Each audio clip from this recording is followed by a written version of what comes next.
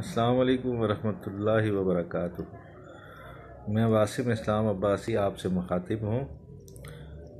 پاکستان عوامی تحریک کا کوثار کا نائب صدر ہوں۔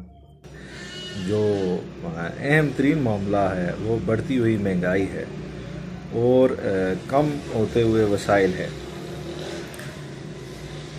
اس صورتحال کو انتہائی ناپسندیدگی کی نگاہ سے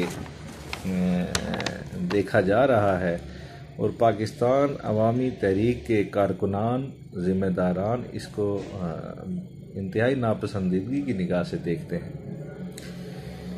ہمارا جو بنیادی مطالبہ یہ ہے کہ عوام کے اوپر روز بروز آئے دن جو یہ بڑھتی ہوئی مہنگائی کا یہ جن ہے، اس کو قابو پانے کے لیے جو بھی وسائل بروئے کار لائے جا سکتے ہیں وہ لائے جائیں اور عوام کو کسی طرح بھی ریلیف دیا جائے۔